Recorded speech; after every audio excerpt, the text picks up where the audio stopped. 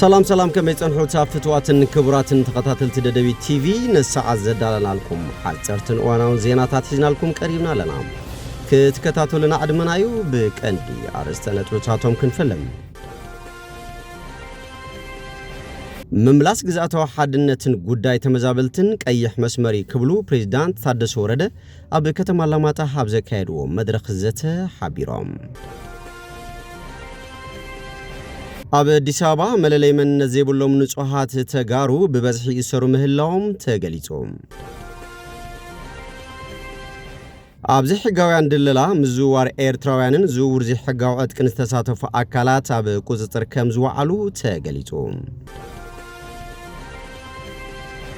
ኢትዮጵያ ተካይዶ ዘላ ተጻባ አጀንዳ ናይ ወጻ አዳው ዘለዎ ይከትብል ኤርትራ ከሲሳም ካብቶም ሸዓተ ቅዱሳን ሓደ ዝኾነ አቡነ አሌፍ ብሕዛ ጥንታውነቱ ሓልዩ ዝደሰሱን ዘይደሰሱን ሓርግታት ወኒኑ ዓመታዊ ክብረ በዓሉ ብዝወቀበን ዝደመቐን ኩነታት ኣኽቢሮም لعلي 20 مليون ብር ብምዳብ ኣብ ስድራ ስውዓት ምልስ ሓርበኛታትን መናእሰይን ዘሎ ስራሕ ስእነትን ምፍታሕ ይስራሕ ከም ዘሎ ቤት ማዘጋጃ ከተማ ድብድቦ ኣፍሊጦም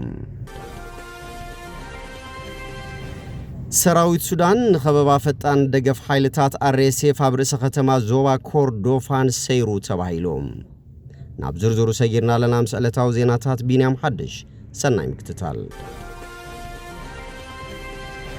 مملاس ግዛታው ሓድነትን ጉዳይ ተመዛበልትን ቀይሕ መስመሪ ክብሉ ፕሬዝዳንት ታደሰ ወረደ ኣብ ከተማ አላማጣ ኣብ ዘካሄድዎ መድረኽ ዘተገሊጾም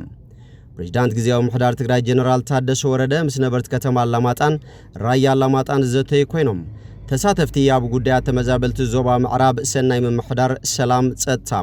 ስራሕቲ ልምዓትን ካልኦት ማሕበረ ቁጠባዊ ጸገማትን ዝድስሱ ሕቶታት ኣቅሪቦምሎም ፕሬዝዳንት ግዚያዊ ምሕዳር ትግራይ ህዝብ ትግራይ ኩሉ ሓደ ዝገብሮ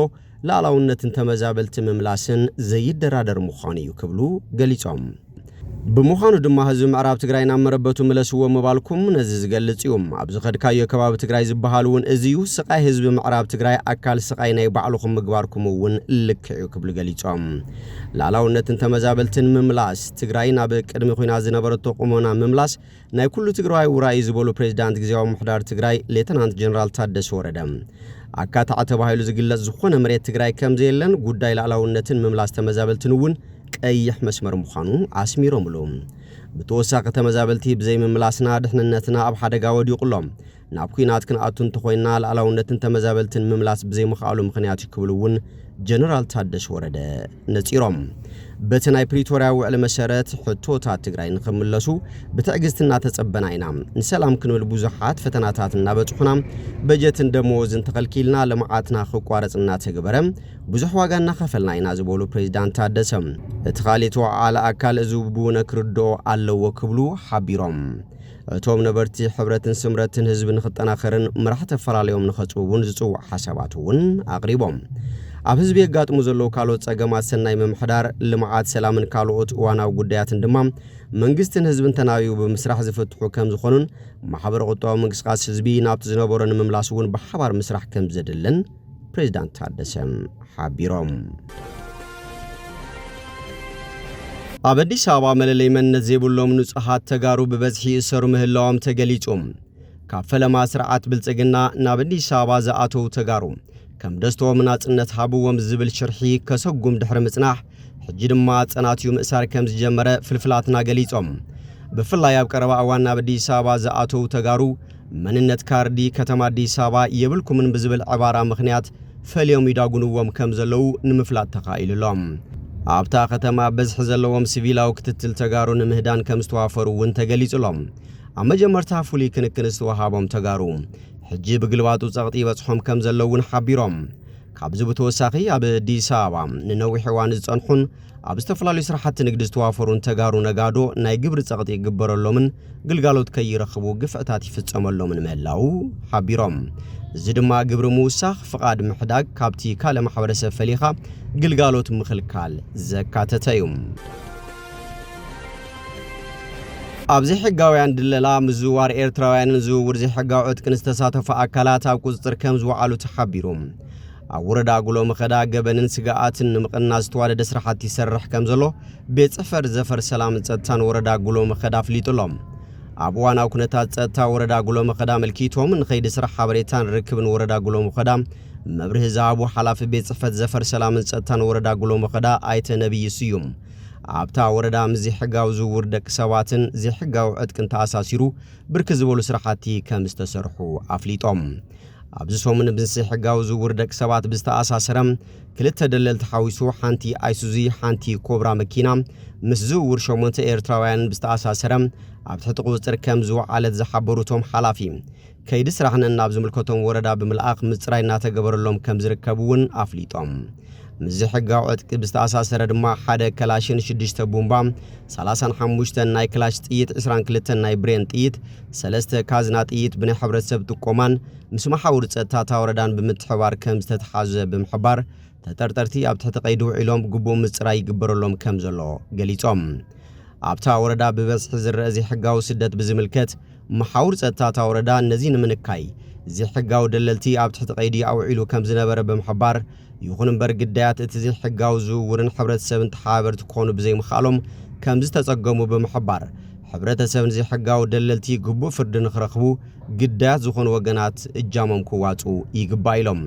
ብሓፈሻ ማሕበሩ ጸጥታ ወረዳ ጉሎ መኸዳ ውሕድ ጸጥታ ዘለዎ ወረዳ ንምግባር ዝግበር ዘሎ ስራሓት ተጠናኺሩ ከም ዝቕጽል ብምግላጽ ሕብረተሰብ ከም ወትሩ ኣብ ጎኒ ናይ ጸጥታ ማሕበሩ ኮይኑ ዝገብሮ ስራሓት ተጠናኺሩ ክቕጽል ከም ዝግባእ ሓበሬታን ርክብን ወረዳ ጉሎ መኸዳ ገሊጾም ኢትዮጵያ ተካይዶ ዘላ ተጻባ አጀንዳ ናይ ወጻእ ኣዳው ዘለዎ ክትብል ኤርትራ ከሲሳም አዲስ አበባ አንጻር ኤርትራ ተካይዶ ዘላ ተጻባይ አጀንዳ ናይ ወጻእ ድፊት ኣለዎ ክትብልያ አስመራ ከሲሳ ዘላም ሚኒስትር ጉዳያት ወጻእ ኤርትራ ብዘውጽኦ ሓድሽ መግለጺ ናይ ኢትዮጵያ ስርዓት ውድብ ብልጽግና አንጻር ሃገረ ኤርትራ ንትዞባን ሓደገኛን ግጭት ዘላዓልን አጀንዳ ይኽተላሉ ክብል እዩ ከሲሶም እዚ ተጻባእን ብወገን ኤርትራ ዘይተሳወረን አጀንዳ ከም ናይ ህላወ ጉዳይ ከምኡውን በትናይት ስርዓት ልሙድ ዝተጋነነ ቋንቋ አገዳስነት ላዕላዊ አፍ ደገ ባሕሪ ከም ዝኾነ ዝገልጽ ይብል እቲ ብመንገዲ ማዕከናት ዜና ኤርትራ ዝወፀ ጽሑፍ እቲ ብኽፍሊ መጽናዕትን ስነዳን ናይቲ ሚኒስትሪ ዝተዘርግሐ ጽሑፍ ነቲ ኢትዮጵያ ትጠልቦ ዘላ ዋንነትን መሰለን አፍ ደገ ቀይሕ ባሕሪ ዝነጽግ ኮይኑ እቲ ቀዳማይ ሚኒስትር አብይ አሕመድ ዝርከቦም ላዕለወ ሰበስልጣን መንግስቲ አዘዝ ሰራዊትን ማዕከን ዜናት ሃገር ዝቃላሕ ዘሎ መግለጽታት ንላዕላውነት ኤርትራ ዝዳፈር ምዃኑ የመላኽት ኢትዮጵያ እስርትና ጂኦግራፊ ኮይና ኣይክትነብርን ክብል ዝስማዕ ቀዳማይ ሚኒስትር አብይ ሃገሩ ተጠቃምነት ወደብ ጥራይ ዘይኮነ ኣብቱ ዞባ ብበዝሒ ህዝብን ቁጠባን ዝዓበየት ሃገር መጠን አፍ ደገ ባሕሪ ክትውንን ኣለዋ ክብል ይዝምጉት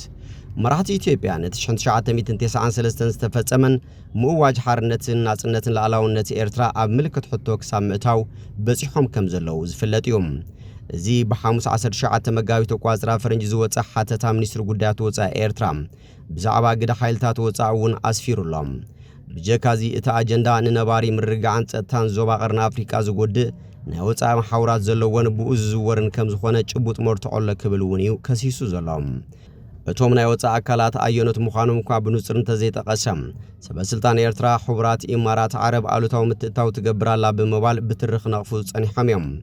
ፕሬዝዳንት ኢሳያስ አፈወርቂ ኣብ ፈለማ ናይዚ ዓመት ኣብ ዘካየዶ ቃለ ምሕተት ኢማራት ዓረብ ኣብ ኩናት ሕድሕድ ሱዳን ኢዳ ብምእታው ሰላምን ምርግጋዕን ከይፍጠር እንቅፋት ትኸውን ከም ዘላ እዩ ኣሚቱ ነይሩ ኩናት ተኣውጁ ድሮናት ይመጽ ኣለዋ መኒ ነተን ድሮናት ዘምፀን ዘሎ መኒ ነዚ ኩሉ ኣጽዋር ካብ ደገና ሸመተ ዘምጽ ዘሎ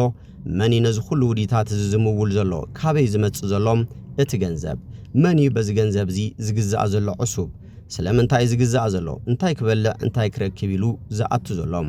እዚ ጾታ እዚ ናታቶም አጀንዳ እውን ኣይኮነን ክብል እዩ እቲ ፕሬዝዳንት ዛሪቡ ነይሩ ኢትዮጵያ ምስ ኢማራት ዓረብ ስትራቴጂካዊ ዝምድና መስሪታ ምህላዋ እያ ትገልጽ ምስ መራሕቲ ሃገር ጥቡቕ ርክብ ከም ዘለዎ ዝነገረሉ ቀዳማይ ሚኒስትር አብይ ኣብ ዝሓለፈ መዓልታት ናብታ ግዳይ መጥቃዕቲ ኢራን ኮይና ዘላ ወሽመጣዊት ሃገር ብምኻድ ምሕዝነቱ ኣርዩ ነይሩ ኣብ ዝሓለፉ ዓመታት ኣብ መንጎ አዲስ አበባን ኣስመራን እናኸፍአ ክመጽእ ዝጸንሐ ወጥሪ ናብ ካልእ ደማውን ዓናውን ኩናት ከየምርሕ ንህዝብታት እተን ሃገራትን እቲ ዞባን ዓብይ ስግኣት ኮይኑ ይርከብ ካብቶም ትሽዓተ ቅዱሳን ሓደ ዝኾነ አቡነ አሌፍ ብሕዛ ጥንታውነቱ ሓልዩ ዝድህሰሱን ዘይድህሰሱን ሓድግታት ወኒኑ ዓመታዊ ክብረ በዓሉ ብዝወቀበን ዝደመቐን ኩነታት ተኸቢሩ ውዒሉ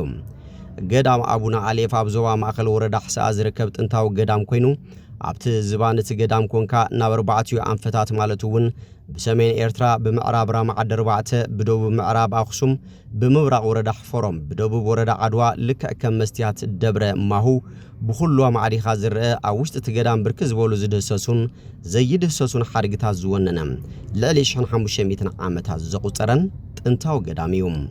قوميسنا مرحان تقدام زخونو أبار آياس اللاسي جنة أو كم زقلتوهم عبتي قدام تقبل ماي سفر أبونا أليف سبع عامت ليتن كاترن تصليلو زنبرو دبر سينا زبال بعتي كم زلو حبيرم هذا مليتنا زقدامي ومس عقواي وسيدوا ماشي عقواي حاونا الشاش عقل شو وسيدوا انت عندنا هلكا هذا شيء مجتمع هذا عقواي الشاش وستاد هاو غير عايزني هنا وانا سلام زنايته كريستيان تهزي بموتاتين بملالين نادخني نعمل سلسلة لكن مولود زي تفصل الناس سلسلة زي تلمسه من دبريته يتلمسه قلنا يتلمسه وطالع يزنيه وبدقة أي تلمسه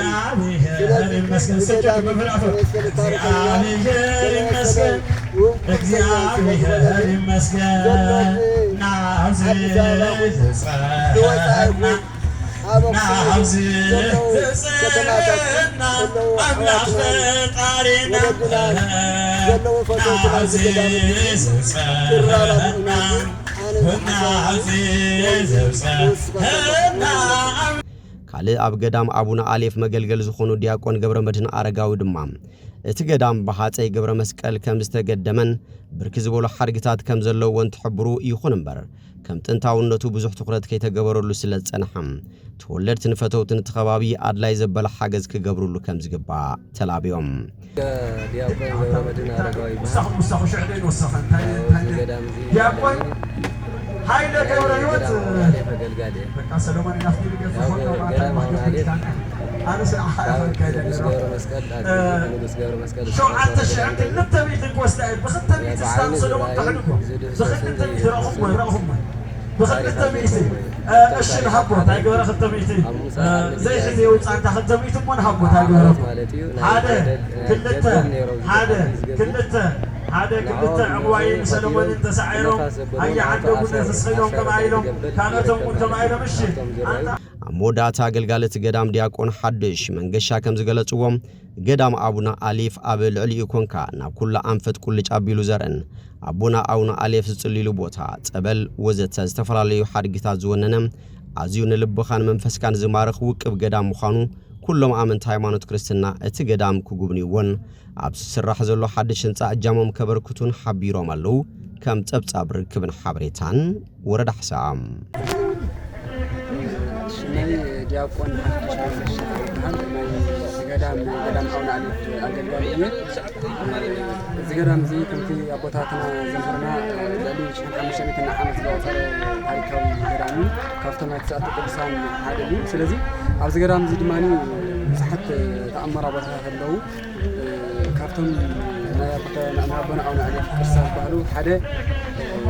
ብላዕሊ ብታሕቲ ክንወርድ እንተለና ማዕራፍ ጻድቕ ማዕራፍ አቡነ አሌፍ ዝበሃል እምነለ ቤት አቡነ አሌፍ ናብ ዝገዳም ዝክድዩ እንተለው ዘዕረፉላ እምነላ ማዕራፍ ቅዱሳን ዝበሃል ካብኡ ውፅኢና ድማኒ ኣብቲ ደገ ሰላም ትደየና እፃ ኣውልዕ ተኣምር ተሰርሐላ እፃ ኣውልዕ ኣለና ማለት እዩ እታ እፃ ኣውልዕ እንስሳት ታእያ ታሪኻ ክንከልና ድማኒ ኣብታ ኣውልዕ ኮይኑ ሓደ መንፈስ ርኩስ ናውዚ ናቦና አቡነ አሌፍ ዝድዩ ሰባት ኣብኡ እናፀንሐን ሓነቐ ይሕብር ማለት እዩ ካብኡ ግን نبنا أونا عليه في ماني كم زال نفسر كوسني وزي خسارة زكوينو نحنا ناخذ مزرية زحنا إلى مستزارون كاو نبنا أونا عليه في زاجرام يأسرس شاب زيرو تديون تلو تمام فسر كوس كم أمن دماني نبنا أونا عليه فون أو هم تقاطعنا مدحريو نبنا أونا عليه نتا أولي تنسنور أولي ب حزمان ورق أجرهم نقول نتاولي أنا ودي أمام على كأود ماني يتاولي كفتاولي تفلفل ماني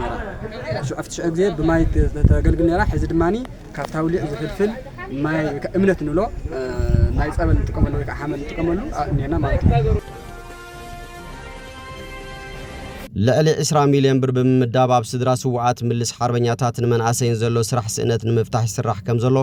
ቤት ማዘጋጃ ከተማ ድብድቦ ኣፍሊጡ ኣካይድ ስራሕ ቤት ማዘጋጃ ከተማ ድብድቦ ኣይተ ተስፋይ ገብረስላሴ ከም ዝገለጽዎም ቤት ማዘጋጃ ከተማ ድብድቦ ኣብ ዝሓለፈ ዓመት ልዕሊ 95 ሚእታዊት ንስድራ ስዋዓት መንበር ቦታ ዝዓደለ ኮይኑ ኣብዛ ዓመት ድማ ልዕሊ 70 ሚልዮን ብር ናይ ውሽጢ እቶት ንምእካብ ዝሓዞ ትልሚ መሰረት ተወሳኺ መንበር ንምዕዳል ኣብ ምሽብሻብ ከም ዝርከብ ገሊጾም ካብዚ 15 ሚልዮን ብር ኣብ ስድራ ስዋዓት ምልስ ሓርበኛታትን መንኣሰይን ዘሎ ስራሕ ስእነት ንምፍታሕ እቲ 1 ሚልዮን ብር ንመስፋሕፍሕ ማይ መንበር ስድራ ስዋዓት 4 ሚልዮን ብር ድማ ንመስፋሕፍሕ መብራህቲ መዲቡ እናሰርሐ ከም ዝርከብ ኣነጺሮም ከተማ ድብድቦ ምቹው አቀማምጣ መሬት ዝሓዘት ኮይና ምስ ካልኦት ከተማታት እውን ኣብ ቀረባና መስመር ጽርግያን ከም ትርከብ ሕጂ ድማ ኣፍልጦ ካልኣይ ብርኪ ዕሸል ከተማነት ተዋሂቡ ኣሎ እዚ ጀሚራቶ ዘላ ቁልጡፍ ዝባል ዕቤት ድማ ጠናኺራ ከም ትቕጽለሉ ገሊጾም 48 ደቂ ተባዕትዮ 30 ደቂ ኣንስትዮ ዝርከቡ ብሰዲመን ይስራሕ ዘሎ ማለት እዩ ኣብ ሰዲመን ተወደው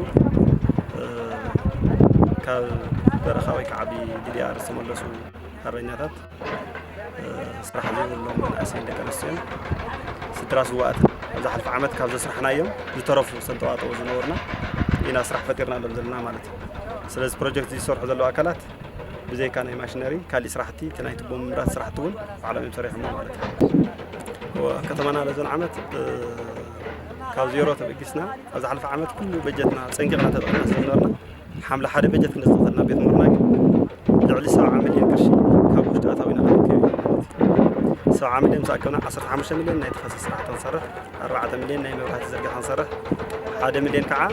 ናይ ማይ ዝርጋሕ ክንሰርሕ እዩ እዚኦም ኣብ ናይ መሰረተ ልምዓት ስራሕቲ ክንሰርሕ እዩ ተሓሳብ ተገይሩ ካብዚኦም 15 ሚልዮን ዝሓዘ ፕሮጀክት ዝሕዝ ንሪኦ ዘለና ፕሮጀክት እዩ ማለት ኣተሓባሪ ምስፋሕፋሕ መሰረተ ልምዓት ቤት ማዘጋጃ ከተማ ድብድቦ ዝኾኑ መምህር ጸጋይ ወልደ ገሪማ ከም ዝገለጽዎም ሎም ዘበን ጀሚርናዮ ዘለና ናይ ተፋሰስ ስራሕቲ 30 ደቂ ኣንስትዮ ዝርከብዎም ን78 ሓይሊ ሰብ ዕድል ስራሕ ከም ዝተፈጠረ ገሊጾም እቶም ዕድል ስራሕ ረኺቦም ዘለዉ ማሕበር ብጀካ ነዳድን ማሽነርን እቲ ዝተረፈ ካብ ቱቦ ጀሚሩ ባዕሎም እናሰርሕዎ ዝርከቡ ዘለዉ ኮይኖም በዚ እውን ብኢኮኖሚ ተረባሕቲ እናኾኑ ከም ዝርከቡ ሓቢሮም ክብል ጉዳያት ኮሙኒኬሽን ወረዳ ሕፈሮም ጸብጺቦም መስራት ዘለና ፕሮጀክት ናይ ተፋሰስ ፕሮጀክት መቐጸልታ ናይ ነገና ናት መቐጸልታ ይዘው ዘሎ ኣብዚ ዝሳተፉ ዘለዉ ጠቕላላ መለስ ተጋደልቲ ሓርበኛታት ስድራ ስዋዓት ስራሕ ስኡናት መናእሰይ ብሓፈሻ ኣብ 3 ልምዓት ጉጅለ ተወዲኦም ብሰንኪ እዮም ዝሰርሕዎ ዘለዉ ሰራዊት ሱዳን ንኽባብ ፈጣን ደገፍ ሓይልታት RSF ኣብ ርእሰ ከተማ ዞባ ኮርዶፋን ሰይሮም ሓይልታት ምክልኻል ሱዳን ኣብዚ ሰሙን እዚ ፈጣን ደገፍ ሓይልታት RSF ኣብ ልዕሊ ርእሰ ከተማ ዞባ ደቡብ ኮርዶፋን ዝኾነት ካዱግሊ ሒዞሞ ዝነበሩ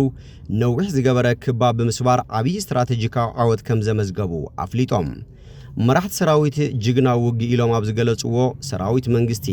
ነቲ ንኣዋርሕ ተቋሪጹ ዝጸንሐ ንካዱግሊ ምስ ጎረቤት ከተማ ዲሊንግ ዘራኽብ ኣገዳሲ መንገዲ ከፊቶም ኣለዉ